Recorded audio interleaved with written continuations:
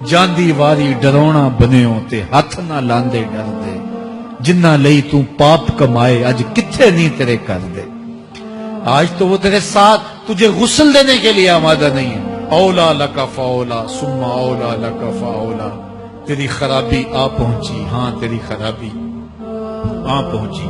ایحسب الانسان ان یترک سدی، انسان دنیا میں یہ گمان کرتا ہے اس کو سدا چھوڑ دیا جائے گا۔ آج تو مفتی شہر ہے، آج تو علامۃ الدہر ہے، آج تو قاضی القضات ہے، آج تو منسٹر ہے، آج تو وزیر اعظم ہے، آج تو پہلوان ہے، آج تو شہزادہ ہے، آج تو بادشاہ ہے، آج تو زوراور ہے، آج تیری طاقت کے کیا کہنے۔ آج شیروں کو تو نچا لیتا ہے، ہاتھیوں کو تو بٹھا لیتا ہے، تیری صورت نکھرتی ہے، تیرے ہونٹ گلابی ہیں اور تیری نرگسی آنکھیں ہیں، تیرے ریشمی بال ہیں اور تیری خوبصورت رنگت ہے۔ تو چال چلتا ہے تو لگتا ہے قیامت چل رہی ہے۔ تیرا قد رانا جو ہے وہ صنوبر کو شرماتا ہے۔ تیری گفتار کے تنتنے ہیں۔ جس نے اتنی خوبصورت شکل ماں کے رحم میں بنائی، کیا وہ ہڈیوں کو جوڑ کے دوبارہ انسان نہیں بنا سکتا؟ وہ دوبارہ انسان بنائے گا اور پھر تجھے اپنے حضور کھڑا کرے گا۔ اور ایک حدیث میں آتا ہے اللہ بندے کو اپنے حضور کھڑا کرنے کے بعد اپنے سامنے سے ہٹنے نہیں دے گا جب تک 5 سوال نہیں پوچھ لے گا۔ ان عمرہ ہی فیما افنا ہو، اس کی عمر کے بارے میں پوچھے گا کہاں ضائع کی۔ اس کی جوانی کے بارے میں پوچھا جائے گا جوانی کہاں گزار کے آیا ہے۔ مجنوں تو نہیں بنا رہا، خواہشات کا اسیر تو نہیں ہو گیا، دیوانوں کی طرح زندگی تو نہیں گزار کے آ گیا۔ تیری جوانی کسی چوک میں تو نہیں گزری، تیری جوانی آوارگی میں تو نہیں گزری، ساری رات سوشل میڈیا کے اوپر گندگی اور غلاظتیں تو نہیں دیکھتا رہا۔ تیری جوانی گزری کہاں ہے؟ اگر کوئی جواب نہ ہوا تو پھر کیا جواب دے گا؟ اور وہ کتنا خوش نصیب ہوگا جو کہے گا مالک میری جوانی سجدوں میں گزری، میری جوانی قیام میں گزری، میری جوانی رکوع میں گزری۔ جوانوں اپنی زندگی کو مالک کی دہلیز پہ لے آؤ۔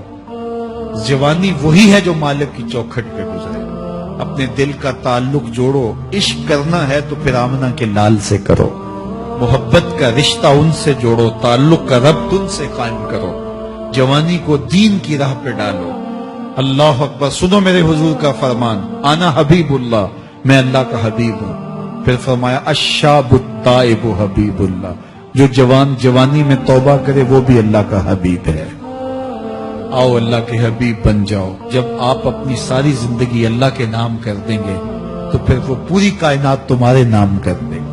کی محمد سے وفا تو نے تو ہم تیرے ہیں، یہ جہاں چیز ہے کیا لوح و قلم تیرے ہیں۔ ارشاد فرمایا کہ اے ایمان والو، اللہ کی حضور سارے توبہ کرو۔ توبہ کرنے کا حکم اس آیت میں سب کو دیا گیا ہے۔ توب الی اللہ جمیعا، اے ایمان والو سب کے سب اللہ کے حضور توبہ کرو۔ علامہ اسماعیل حقی نے یہاں بڑی خوبصورت بات لکھی۔ وہ فرماتے ہیں کہ اللہ تعالیٰ نے سب کو توبہ کا حکم دے کے گناہ گاروں کا پردہ رکھ لیا۔ اگر صرف گناہ گاروں کو کہا جاتا کہ تم توبہ کرو اور ان پر واجب کر دی جاتی اور نیکوکاروں پر توبہ کرنے کا حکم نامہ نہ رکھا گیا ہوتا تو پھر گناہ گار توبہ کرتے تو وہ نمایاں ہوتے۔ تو یہاں نیکوکاروں کو کہا گیا ہے کہ تم بھی توبہ کرو، بدکاروں کو کہا گیا ہے تم بھی توبہ کرو۔ نیک توبہ کریں گے تو درجے بلند ہوں گے، گناہ گار توبہ کریں گے تو گناہ معاف ہوں گے۔ اور رسول اللہ صلی اللہ علیہ وسلم نے کمال کرم فرمایا، حضور خود ایک دن میں 70 مرتبہ سے زیادہ استغفار کرتے تھے اور حضور نے اپنا عمل لوگوں کے لیے چھوڑا۔ تو اللہ تعالیٰ کی یہ کرم نوازی ہے، اس کی صفت ہے کہ وہ ستار ہے، وہ پردہ پوش ہے اور بندوں کو رسوا نہیں کرتا۔ تو اس طرح اجتماعی طور پہ توبہ کرنے کا اس نے ہمیں حکم دیا۔ توبہ ما قبل کے سارے گناہوں کو مٹا دیتی ہے۔ رسول کریم صلی اللہ علیہ وآلہ وسلم نے ارشاد فرمایا التائب من الذنب کمن لا ذنب لہ، گناہ سے توبہ کرنے والا ایسا ہوتا ہے جس طرح اس نے گناہ کیا ہوا ہی نہیں ہے، اس کی زندگی پر کوئی گناہ ہے ہی نہیں۔ توبہ کرنے والا اس طرح گناہوں سے پاک ہو جاتا ہے جس طرح ابھی ماں کے پیٹ سے اس نے جنم لیا ہو۔ بلکہ فرمایا ہم ان کے گناہوں کو بدل کے نیکیوں میں تبدیل کر دیتے۔ تو جب گناہ بدل کے نیکیوں میں تبدیل ہوئے تو جتنا بڑا گناہ گار تھا اتنا بڑا نیکوکار ہو گیا، کیونکہ سارے کے سارے گناہ تبدیل ہو کے نیکیوں میں آ گئے۔ حضور علیہ السلام نے ارشاد فرمایا کل قیامت کے دن ایک شخص اللہ کی بارگاہ میں حاضر ہوگا اور اللہ تعالیٰ اس کو نامہ اعمال دے گا اور فرمائے گا اسے پڑھ۔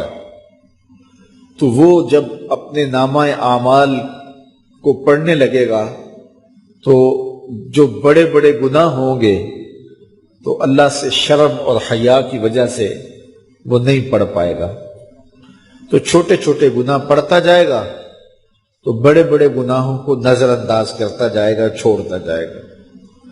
تو جب وہ سارے گناہ پڑھ لے گا تو اللہ تعالیٰ ارشاد فرمائے گا بندے یہ جو تو نے جتنے گناہ پڑھے ہیں نا میں نے سب کو بدل کے نیکیوں میں تبدیل کر دیا۔ تو وہ جھٹ بولے گا اے میرے رب ابھی تو بڑے بڑے گناہ رہتے ہیں، وہ تو میں نے ابھی پڑھے ہی نہیں۔ فَضَحِكَ النَّبِيُّ حَتَّى بَدَتْ أَنْيَابُهُ، حضور اتنا مسکرائے کہ حضور کی داڑھیں نظر آنے لگی، کہ پہلے گناہ چھوڑتا جاتا تھا لیکن جب کہا کہ یہ تیرے بدل کے نیکیوں میں تبدیل کر دیے تو وہ کہتا مالک ابھی تو بڑے بڑے میرے گناہ رہتے ہیں، میرے تو ابھی بڑے بڑے گناہ رہتے ہیں۔ تو اللہ تعالیٰ گناہوں کو بدل کے نیکیوں میں تبدیل کرتا ہے، تو جتنا بڑا گناہ گار ہوا اتنا بڑا نیکوکار ہوا، اور یہ اللہ کے لیے کوئی مشکل نہیں ہے۔ وہ سارے گناہوں کو معاف کر دے، اس کے لیے کیا مشکل ہے؟ اگر سمندروں کی جھاگ سے بھی زیادہ گناہ ہے، رب کہتا ہے میری چوکھٹ پہ آؤ تو صحیح، دامن پھیلاؤ تو صحیح، میری دہلیز پہ آؤ تو صحیح، میں تمہارے سارے گناہ معاف کر دوں، بلکہ بدل کے نیکیوں میں تبدیل کر دوں۔ حضرت عمر کا زمانہ ہے، آپ جانتے ہاتھ میں کوڑا رکھتے تھے، تو آپ جا رہے تھے، ایک شرابی تھا، ہاتھ میں اس نے بوتل شراب کی پکڑی تھی، گلی کا موڑ کاٹا اس نے تو آگے حضرت عمر نظر آئے۔ حضرت عمر تو موقع پہ سزا دیتے تھے، ہاتھ میں درہ پکڑا ہے تو اس نے دل ہی دل میں کہا مالک عمر کے قہر سے بچا لے، پکی توبہ کرتا ہوں آج کے بعد شراب نہیں پیوں گا، اور جلدی سے وہ شراب کی بوتل بغل میں دبا لی۔ حضرت عمر بھی سر پہ پہنچ گئے اور جھڑک کے کہا کہ یہ تیرے پاس کیا ہے؟